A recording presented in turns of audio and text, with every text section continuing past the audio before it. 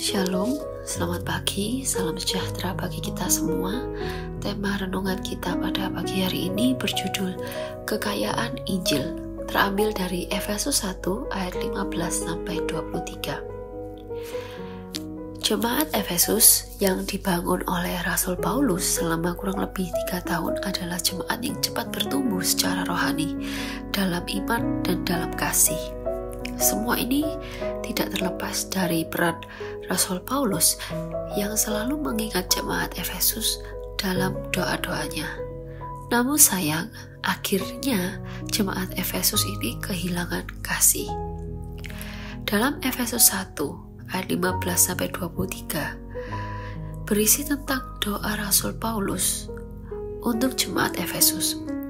Rasul Paulus tidak berdoa agar jemaat Efesus diberkati secara materi, diberi kesehatan, perlindungan, tetapi Rasul Paulus berdoa supaya jemaat Efesus memiliki hikmat untuk mengetahui rahasia kekayaan Injil.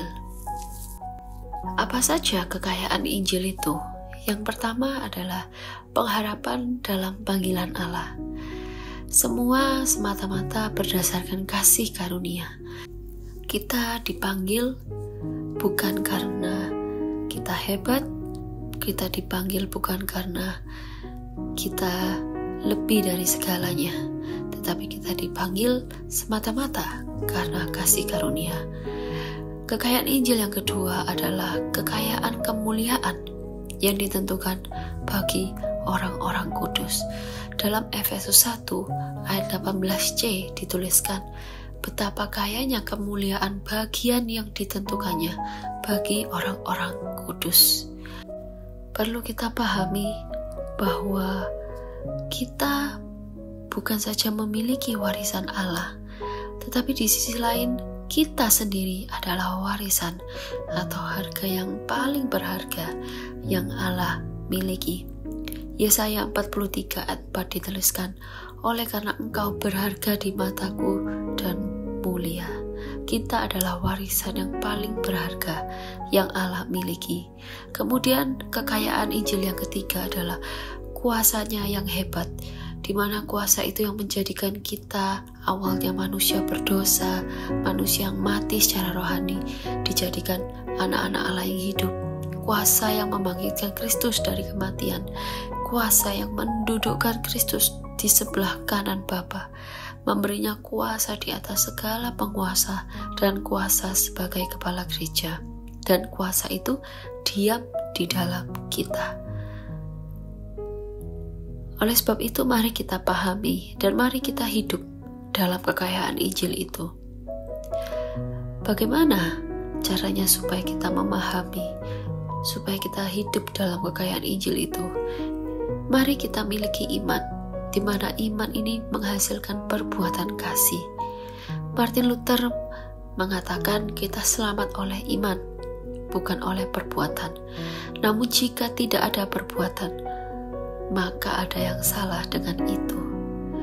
Kita orang-orang percaya yang memiliki iman, kita harus menghasilkan perbuatan kasih. Kemudian miliki roh hikmat, miliki wahyu untuk mengenal Kristus dengan benar. Karena orang-orang Efesus adalah penyembah berhala yang sangat kuat. Oleh sebab itu Rasul Paulus berdoa supaya jemaat Efesus ini tidak goyah oleh ancaman serigala-serigala ganas atau pembenci-pembenci pengikut Kristus yang mengancam nyawa. Paulus juga berdoa supaya jemaat-jemaat di Efesus ini tetap berada di jalan yang benar, tidak terseret oleh ajaran palsu.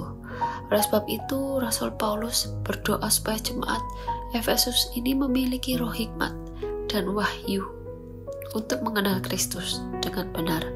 Kemudian miliki mata hati yang terang untuk dapat melihat pengharapan dalam panggilan Kristus, dan untuk dapat memiliki iman, untuk dapat memiliki roh hikmat, wahyu, mata hati yang terang.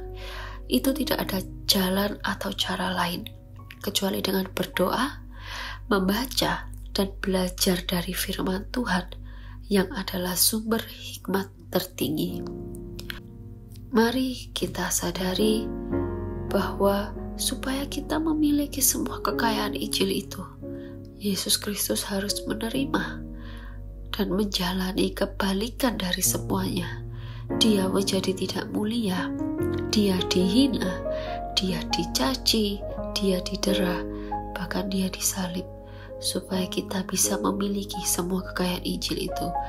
Oleh sebab itu, saudara-saudara yang dikasihi Tuhan, mari kita pahami dan kita hidup dalam kekayaan Injil itu.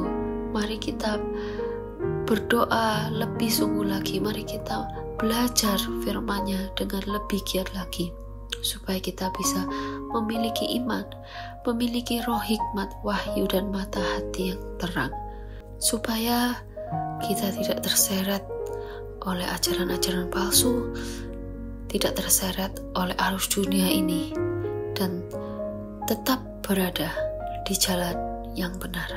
Amin. Tuhan Yesus memberkati.